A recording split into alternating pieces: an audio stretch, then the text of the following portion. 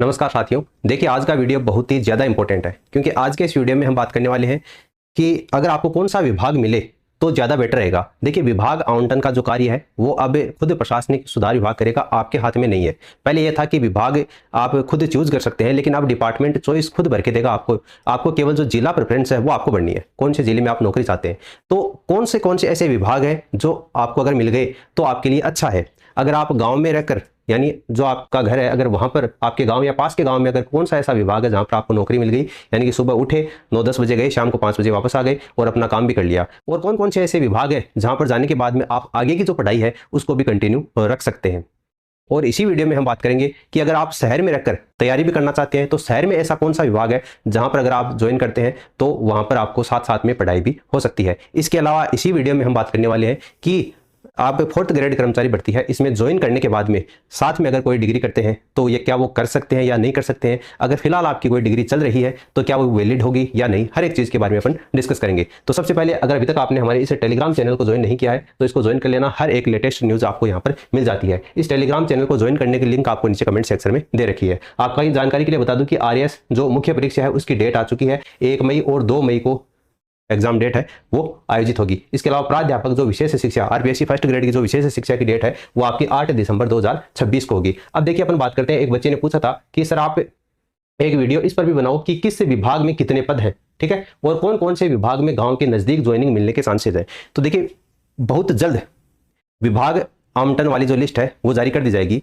ARD यानी प्रशासनिक सुधार विभाग ने सभी कैंडिडेट की लिस्ट है वो तैयार कर ली है कि कौन कौन से कैंडिडेट को कौन सा विभाग दिया गया है। सरकार का आदेश मिलने का इंतजार है। जैसे ही सरकार से ऑर्डर मिल जाएगा तो वो प्रशासनिक सुधार विभाग है वो लिस्ट है वो डिक्लेयर कर देगा, और जैसे ही लिस्ट डिक्लेयर होगी तो वो आपको टेलीग्राम चैनल पर बता दी जाएगी। लेकिन चतुर्थ श्रेणी कर्मचारी के रूप में अगर आप अपने गाँव के पास रहेंगे तो आपका रूम किराया भी बचेगा, खाने का खर्चा भी बचेगा, आने जाने का खर्चा वो भी बचेगा। यानी आपकी बचत के लिए बहुत अच्छा है, क्योंकि आपको स्टार्टिंग में 12,600 रुपये मिलने वाले हैं 2 साल के लिए। तो अगर आप दूसरे गांव में रहकर, दूसरे शहर में रहकर अगर वहां पर नौकरी करते हैं तो इतने का तो आप पेट्रोल फूंक दोगे, है ना। तो आज के इस वीडियो में हम आपको राजस्थान सरकार के टॉप विभागों के बारे में बताएंगे जहां गांव के नजदीक अगर आपको ज्वाइनिंग मिलने के चांसेस है तो 90% अगर आप वहां ज्वाइन करते हैं तो आपको बेनिफिट है, ठीक है। तो सबसे पहले अपन बात करते हैं गृह जिले और गांव के नजदीक नौकरी किस विभाग में मिलती है। सबसे आपका इंपॉर्टेंट आता है प्रारंभिक और माध्यमिक शिक्षा विभाग, यानी एजुकेशन डिपार्टमेंट। अगर आपका मुख्य उद्देश्य अपने गांव या तहसील के पास में रखना है तो यह विभाग आपके लिए कारगर साबित हो सकता है। गांव के नजदीक ज्वाइनिंग पाने के लिए नंबर 1 पर है आपका माध्यमिक और प्रारंभिक शिक्षा विभाग। राजस्थान के हर छोटे से छोटे गांव और ढाणी में आपको सरकारी उच्च प्राथमिक और उच्च माध्यमिक विद्यालय यानी कि सीनियर सेकेंडरी स्कूल है वो आपको मिल जाएंगे। और इन सीनियर सेकेंडरी स्कूलों में 4th ग्रेड कर्मचारी के पदों की बड़े पैमाने के ऊपर मांग रहती है, यानी खाली पड़े हैं। अगर आपको शिक्षा विभाग मिलता है तो पूरी संभावना है कि आपको अपने गांव में या पड़ोस के गांव में जो स्कूल है वहां पर आपको पोस्टिंग मिलती है। और अगर यहां पर आपको पोस्टिंग मिल जाएगी तो फिर आपकी बल्ले बल्ले है। कैसे है बल्ले? देखो, जो 4th ग्रेड कर्मचारी भर्ती से जो भी कैंडिडेट ज्वाइन होकर गए हैं, पहली बात तो वो अनपढ़ तो है नहीं। पहले तो क्या होता, चपरासी को लगा देते तो अनपढ़ को लगा देते, लेकिन वर्तमान में आपने कट ऑफ फाइट की है, एग्जाम दी है, काफी पढ़ाई की है, तो काफी मेहनत आपने की है, कहने का मतलब सीधा सा है। अब देखो, अगर आपका प्रारंभिक और माध्यमिक शिक्षा विभाग में यानी स्कूल में अगर आपकी पोस्टिंग मिलती है तो तय बात मानिए आपको स्कूल में बच्चों को पढ़ाना है। कैसे पढ़ाना? अब आप कहोगे सर ये तो चपरासी की नौकरी है, बच्चों को कैसे पढ़ाएंगे? देखो, आप ध्यान से सुनो इस बात को। सरकारी स्कूल के जो हाल है ना वर्तमान में वो बदतर है, आप सभी को पता है। मास्टर जो एक बार सरकारी लग जाता है वो खुद भी नहीं चाहता कि मैं बच्चों को पढ़ाऊं। हालांकि मैं 100% की ये बारे में नहीं कह रहा हूं, जो भी पढ़ाना चाह रहे हैं वो ऑफेंड मत हो जाना इस बात से, लेकिन जो पहले के लगे हुए मास्टर हैं वो ये चाहते हैं। क्योंकि मैंने खुद जब बीएड की थी, तो मैं आप खुद के बारे में बताता हूं, जब मैंने खुद बीएड की थी तो मैंने जो इंटर्नशिप की थी, पहले साल में आपकी 28 दिन की इंटर्नशिप होती है, दूसरे साल में 96 दिन की इंटर्नशिप होती है, यानी 3 महीने की, और वो इंटर्नशिप छुट्टी काउंट होती नहीं उसमें। तो कहने का मतलब वो इंटर्नशिप है वो आपकी 4.5 महीने के ऊपर चली जाती है।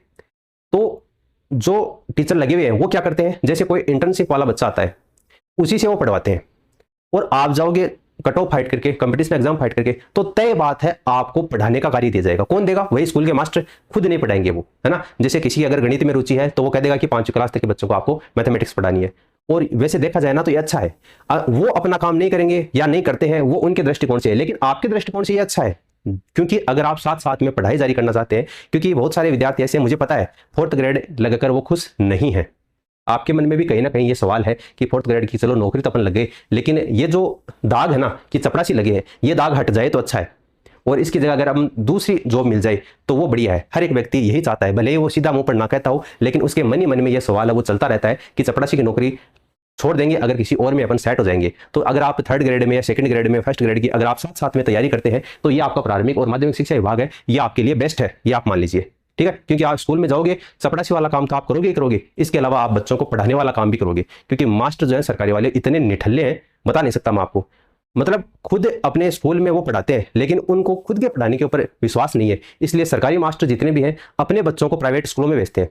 क्योंकि उनको पता है हम स्कूल में बच्चों को कैसे पढ़ाते हैं, तो फिर अपने वाले बच्चे को भी दूसरे वैसे पढ़ाएंगे, इसीलिए सारे प्राइवेट स्कूल में जाते हैं सरकारी मास्टरों के बच्चे। तो अगर गवर्नमेंट ये रूल लागू कर देना कि जितने भी सरकारी शिक्षक हैं कम से कम वो अपने बच्चों को सरकारी विद्यालय में पढ़ाएंगे, अगर गवर्नमेंट केवल इतना सा नियम कर दे तो सरकारी विद्यालयों की जो हालात है वो वर्तमान में सुधर जाएंगे। लेकिन वर्तमान में सरकार ऐसा कोई नियम है वो नहीं लाने वाली है, इसलिए सरकारी स्कूलों के हालात है वो बच्चे बदतर हो गए, नामांकन है वो दिन प्रतिदिन घटता जा रहा है। तो आपके लिए बेनिफिट है कि अगर आप साथ साथ में तैयारी करना चाहते हैं तो स्कूल में जाकर आपको बच्चों को पढ़ाने का अवसर मिलेगा, जिससे आप तैयारी करके जाएंगे, वो तैयारी आपकी वहां पर रिवाइज हो जाएगी। तो ये विभाग आपके लिए बेस्ट है, ठीक है। दूसरे नंबर पर विभाग आता है आपका चिकित्सा और स्वास्थ्य विभाग, मेडिकल और जो हेल्थ डिपार्टमेंट है। देखो क्या है, हर आपका ग्राम पंचायत स्तर पर या बड़े गांव में आपका जो पीएचसी सेंटर होता है, कौन सा सेंटर होता है, पीएचसी सेंटर होता है, सामुदायिक स्वास्थ्य केंद्र होता है। इन अस्पतालों में क्या होता है, 4th ग्रेड कर्मचारी जिसमें आपका वार्ड बॉय और अटेंडेंट जो होता है उसकी काफी जरूरत होती है, और यहाँ भी ग्रामीण पोस्टिंग मिलने के जो चांसेस है वो काफी ज्यादा है। अरे आप देखते नहीं कि गांव में आपका जो प्राथमिक स्वास्थ्य केंद्र होता है, पीएचसी होता है, वहां पर आपको 4th श्रेणी कर्मचारी के रूप में पोस्टिंग मिल सकती है। तीसरा आपका है राजस्व विभाग, यानी कि रेवेन्यू डिपार्टमेंट, तहसील और उपखंड कार्यालय के अंतर्गत। हर तहसील और उपखंड स्तर पर आपका कौन सा ऑफिस होता है, एसडीएम ऑफिस होता है ना। इस एसडीएम ऑफिस में आपको 4th ग्रेड कर्मचारी के रूप में नौकरी करने का अवसर है वो मिल जाएगा। हालांकि आपकी जो तहसील और नजदीकी कस्बे है उसमें ये आपका ही होता है, तो अगर आपके गांव में नहीं है तो पास के गांव में आपका हो सकता है, ठीक है। तो यहां से आपको क्या अप डाउन करने में आसानी होती है। अगर आप बाइक लेकर जाते हैं तो 50 रुपए का पेट्रोल मुश्किल से आपका खत्म होगा, उतने में जाकर आ जाएंगे। तो अगर 30 दिन में जाएंगे तो 1500 रुपए के पेट्रोल में आपका काम चल जाएगा। देखो पूरा गणित लगाकर चलना पड़ता है, इसलिए मैं आपको बता रहा हूँ, ठीक है। फिर देखो अगली अगर अपन बात करें कि किस विभाग में कितने पद खाली हैं, तो इस आप थोड़ा सा ध्यान से देखना। जैसे अपने बात की थी शिक्षा विभाग में, तो शिक्षा विभाग में लगभग आपके 20,000 से ज्यादा पद है वो खाली है वर्तमान में, और ज्यादा ग्रामीण क्षेत्र में यानी कि गाँव में पोस्टिंग मिलने के चांसेस है। तो अगर आप अपने गांव में, कस्बे में, ढाणी में या पड़ोस के गांव में अगर आपको विद्यालय मिल जाता है तो ये अच्छा है। उसके बाद में चिकित्सा और स्वास्थ्य विभाग, तो लगभग 8,000 से 10,000 पद वो इसमें खाली है। तो ग्रामीण आपका पीएचसी है, सामुदायिक केंद्र है, और शहरी अस्पताल दोनों पर आपको पोस्टिंग मिलने के चांसेस है। इसके अलावा राजस्व विभाग, तहसील और कलेक्ट्रेट में लगभग 4,000 से 5,000 पद वो खाली है। इसमें आपको कस्बों में या जिला मुख्यालय में, और इसमें शहरी क्षेत्र में मुख्य रूप से आपके ये पद है, यहाँ पर आपको पोस्टिंग मिलेगी। फिर स्वायत्त शासन विभाग यानी नगर निगम में लगभग 3,000 से 4,000 पद इसमें खाली है। और ये जो नगर निगम वाले, नाम से स्पष्ट नगर निगम, तो यहाँ पर आपको 100% शहरी क्षेत्र में आपको पोस्टिंग मिलेगी। इसके अलावा जो अन्य विविध विभाग हैं जिसमें आपका पीडब्ल्यूडी आता है, डब्ल्यूआरडी आता है, यहाँ पर भी लगभग 5 से 6,000 पोस्ट है वो खाली है। और यहाँ पर आपका गांव में भी और शहरों में दोनों जगह पर पोस्टिंग आपको देखने को मिलेगी। तो जैसा कि आपको इस चार्ट को देखकर अंदाजा लग गया होगा कि लगभग 40 से 45% जो हिस्सा है वो अकेला आपका शिक्षा विभाग का है। मेरिट के आधार पर सबसे ज्यादा जो बच्चे हैं उनको शिक्षा विभाग ही अलॉट होने वाला है, जो कि गांव के नजदीकी रहने के हिसाब से भी आपका बेस्ट है। अब अपन बात करते हैं शहरों की, यानी शहरी क्षेत्र में जो शहरों में रहना चाहते हैं, यानी कहने का मतलब अपने आगे की पढ़ाई तो जारी रखना चाहते हैं, लेकिन उसके साथ साथ में आपकी वो कोई कोचिंग भी ज्वाइन करना चाहते हैं, ठीक है। तो कुछ ऐसे भी भाई बहन हैं जो गांव में नहीं बल्कि जैसे आपका जयपुर है, जोधपुर है, बीकानेर है, अजमेर है, इन जैसे बड़े शहरों में रहकर वो आगे की पढ़ाई जारी रखना चाहते हैं। तो सबसे पहले तो आप जो जिला भरे ना, जिला भरने का आपको ऑप्शन दिया जाएगा। तो जिला भरे तो उस समय वो जिला भरना जहां पर आप आगे रहकर आगे की पढ़ाई जारी रखना चाहते हैं, जहां पर कोचिंग करना चाहते हैं, यानी शहरों में मुख्य रूप से, क्योंकि विभाग आपको कौन सा अलॉट होगा ये आपको पता चल जाएगा। फिर आपसे जिला भरवाया जाएगा तो वो आपको पता चल जाएगा कि ये विभाग है, ये शहर वाला है या ग्रामीण वाला है, मैंने भी आपको बताया था। तो उसके हिसाब से आपको ये पता चल जाएगा। तो फिर अगर आप विभाग में वहां पर ज्वाइन करते हैं और उसी शहर में रहकर अगर आप कोचिंग करते हैं, जैसे आरपीएससी 2nd ग्रेड की, 1st ग्रेड की, रीट की या आरएएस की, तो वहां से आपको उसको भी मैनेज कर सकते हैं। देखिए रहना आपको है तो शहर में रहना है तो स्वायत्त शासन विभाग है उसको ज्वाइन कर सकते हैं, नगर निगम है, कलेक्ट्रेट कार्यालय में, जो सभी जिले हैं उनमें कलेक्ट्रेट कार्यालय होते हैं, और भी कई विभाग हैं। मुख्य रूप से आपके जो निदेशालय है वो विभाग आपको चुनने चाहिए ताकि शहरी क्षेत्र में रहकर भी आप आगे की जो पढ़ाई है उनको जारी रख पाए। इन विभागों के जो ऑफिस हैं वो केवल शहरों में या जिला मुख्यालयों पर है, यहाँ आपको गांव में पोस्टिंग मिलने का चांसेस नहीं रहता, जिससे आप शहर में रहकर अपने आगे की जो कोचिंग है, जो पढ़ाई है, उसको जारी रख सकते हैं। इस प्रकार से आपको ये जो विभाग आवंटन की प्रक्रिया के बाद में अगर पोस्टिंग मिलती है तो कौन से जिले को आपको बढ़ना है, अगर आपको गांव में पोस्टिंग चाहिए तो किस तरीके से, अगर शहर में पोस्टिंग चाहिए तो कौन सा विभाग आपके लिए बेटर है, वो मैंने आपको बता दिया। जैसे ही विभाग आवंटन की लिस्ट जारी होगी तो वो आपको हमारे टेलीग्राम चैनल पर बता दी जाएगी। अब बात करते हैं, देखिए एक बच्चे ने पूछा कि सर 4th ग्रेड में फाइनल सिलेक्शन हो गया है, लेकिन मेरी बीए बीएड 4th ईयर वाली में अभी 4th ईयर जुलाई से शुरू हुआ है और अभी कंप्लीट नहीं हुआ है, वो तो क्या कोई सोल्यूशन है क्या? जॉब के साथ में रेगुलर बीएड कैसे होगी?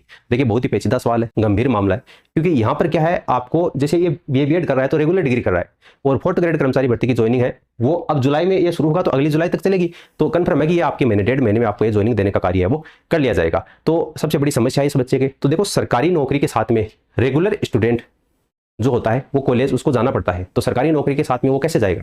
क्योंकि बीएड करेगा तो वहां पर भी वो अटेंडेंस दिखाएगा, नौकरी करेगा तो यहाँ पर भी अटेंडेंस दिखाएगा, तो ये क्या है, धोखाधड़ी का मामला बन जाता है। पकड़े जाने पर आपकी नौकरी भी जा सकती है और जो आपकी डिग्री है वो भी रद्द हो सकती है। तो यहाँ पर आपको 2 रास्ते आपके पास में बचते हैं।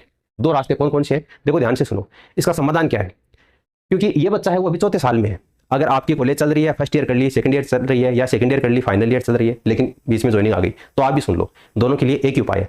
अगर आपकी बीएड चल रही है तो बीए तो आपकी जैसे 3 साल में हो गई, और बीएड चल रही है तो अगर या तो आपकी अपने यूनिवर्सिटी में संपर्क करके आप अपने बीए की डिग्री है वो ले लीजिए, और बीएड है उसको ड्रॉप आउट कर दीजिए। तो ये 4th ग्रेड की नौकरी लगने के बाद में जैसे 2 साल का प्रोबेशन पीरियड पूरा हो जाता है, उसके बाद में आप लीव ले सकते हैं, ठीक है, बिना वेतन के लीव मिलती है, वो लीव लेकर के बाद में आप बीएड कर सकते हैं, या वर्धमान महावीर ओपन यूनिवर्सिटी कोटा से या इग्नू से आप बीएड कर सकते हैं। वो जॉब लगने के साथ साथ में भी कर सकते हैं, क्योंकि ओपन बोर्ड से है तो वहां से आपको 4th ग्रेड की नौकरी पर भी कोई संकट नहीं आएगा, और आपकी डिग्री है वो भी आसानी से हो जाएगी। या फिर जो बच्चे ग्रेजुएशन कर रहे हैं केवल 3 साल वाली, अगर उनके 2 साल कंप्लीट हो चुके हैं या फिर 1 साल कंप्लीट हो चुका है, तो आगे जैसे 2 साल बचे हैं या 1 साल जो भी बचा है उसको वो नॉन कॉलेज कर लेना, है ना, प्राइवेट कर लेना। कहने का मतलब सीधा सा एग्जाम फॉर्म निकले ना तो उसको रेगुलर की जगह प्राइवेट चूज कर लेना। तो वहां पर क्या होगा, आपको वो कोर्स भी पूरा हो जाएगा, और आपकी 4th ग्रेड की जो कर्मचारी की भर्ती है, नौकरी है, उसके ऊपर भी कोई आंच नहीं आएगी। ठीक है, तो उम्मीद करता हूं कि आपको यहां से कुछ ना कुछ क्लैरिटी मिली होगी। अगर अभी भी आपका कोई सवाल है, कोई भी सुझाव है, तो आप नीचे कमेंट सेक्शन में कमेंट करके बता सकते हैं, और इस वीडियो को अपने दोस्तों के साथ में शेयर कीजिए जिनको भी इस तरीके की परेशानी का सामना करना पड़ रहा है, ताकि उनका भी डाउट क्लियर हो सके। मिलते हैं अपन नेक्स्ट वीडियो में। धन्यवाद।